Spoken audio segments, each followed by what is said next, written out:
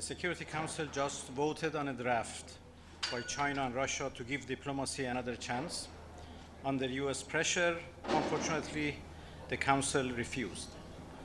This is the second time in 1 week that diplomacy has been blocked. In my address to the Council, I highlighted the following points. For over 20 years, Iran has been a responsible member of the NPT. We pursued our inalienable right to peaceful nuclear energy with transparency. In 2015, after 2 years of talks, the JCPOA, or Joint Comprehensive Plan of Action, was reached. It was endorsed unanimously by Resolution 2231. The IAEA issued 15 consecutive reports confirming Iran's full compliance. No other nuclear program has been inspected more. Yet in 2018, the United States walked away from the deal in violation of Resolution 2231. No legal grounds, no justification. Iran remained fully compliant for a year. Only after the E3 failed to honor their promises did Iran take lawful, gradual, remedial measures. Today's crisis is the direct result of US withdrawal and Europe's inaction. The US betrayed diplomacy. The E3 buried it. For years, the US and the E3 misrepresented Iran's peaceful program. They echoed Israel's false claims, even as Israel maintains the region's only nuclear arsenal outside the NPT. The double standard is glaring. Despite assassinations, sanctions, and bombings of IAEA-monitored facilities, Iran has not violated the JCPOA, the NPT, or our safeguards obligations. When the current US administration called for dialogue, Iran responded in good faith. 5 rounds of talks were held. On the eve of the 6th, Israel, with US backing, attacked nuclear facilities in Iran and murdered our scientists, including women and children. This was state terrorism. It was never condemned by the E3, US, or even IAEA. Instead of diplomacy, the E3 pursued a snapback. Iran, by contrast, signed a new memorandum with the IAEA on 9 September in Cairo. It was welcomed by the agency and the international community. But in New York, all of Iran's constructive proposals were ignored. Russia and China acted responsibly. They proposed a 6-month extension of Resolution 2231 to preserve diplomacy. The E3 and the US blocked it. Their words and actions do not match. Their goal is confrontation, not dialogue. Iran's position on snapback is clear. It is illegal, void, and has no standing. The E3, having breached the deal, cannot claim significant non-performance. Resolution 2231 restrictions will expire permanently on 18 October 2025. Any attempt to revive or extend them is null and void. We call on the Secretary General to stay clear of any role in reviving expired sanctions. Those who pursue these unlawful paths will bear full responsibility for damaging the United Nations' credibility and for the humanitarian impact on the Iranian people. This dangerous precedent must not stand. If agreements can be broken at will, no nation can trust international commitments.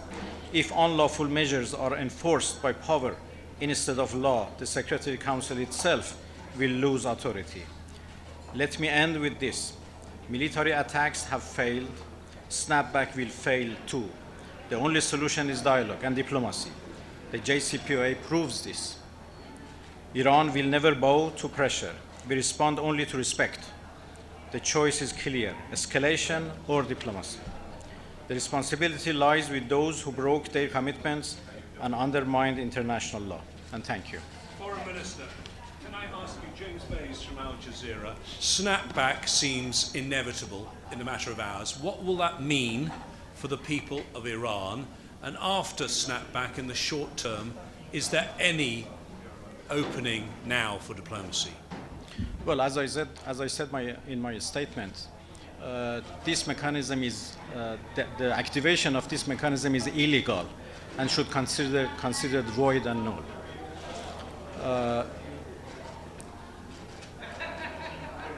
We don't think it can impact the people of Iran especially the people of Iran's determination to defend their rights. The question is, what it impacts is diplomacy. It closed the way of diplomacy. We have been always ready to engage in diplomacy, and we have proved that when we negotiated JCPOA, when we negotiated with the United States before the attacks, and every time we were called for that. I came here with clear proposals to give diplomacy more chance, and I regret that the proposals were refused by the other side. So we have to think about the diplomacy rather than confrontation and escalation. Foreign Minister, your reaction, and what are the next steps now for the Islamic Republic of Iran? Well, we have already said that this act by E3 and the decision by the Security Council would affect Iran's cooperation with the agency. I made a very good agreement with the agency to make a new framework for cooperation between Iran and the agency in the new circumstances, which was signed in Cairo. And it is very unfortunate that if everything is activated, then this agreement between Iran and the agency would also is gone and cannot be implemented. ولی دقیقاً یک روز بعد از رسیدن شما به اینجا آقای خامنه‌ای گفتن ما با آمریکا مذاکره نمی‌کنیم و یکی از خواسته‌های اروپایی‌ها همین مذاکره با آمریکا بود. درسته؟ Diplomacy is not limited to negotiation with the United States. We have, unfortunately, a terrible experience of negotiating with the United States. We negotiated once in 2015, and we made a good deal. We made a deal that the whole world celebrated as an achievement of diplomacy. But what happened? Only after 1 year, the United States withdrew and reimposed its sanctions. Again this year, we were asked to negotiate, and we accepted. What happened? Right in the middle of negotiations, the United States decided to attack us. Israel attacked, and US joined. So we have no reason to trust Americans when it comes to negotiation. So what His Eminence the Supreme Leader said is absolutely correct, that negotiation with the United States is in fact a pure dead end. Do you think that nuclear diplomacy is dead now, given all your efforts failed and Diplomacy would never die, but it would be certainly more difficult and more complicated than before. Question to Camelia Intikhabi Fard, Chief Editor of the Independent Persian. You just discussed about a proposal has been approved with France, and you had a framework which has been considered as the base on the negotiation with the others. Could you please elaborate more about this proposal and the other proposal which you had and currently being refused? I will elaborate on those proposals in proper time. Some of them are still under consideration.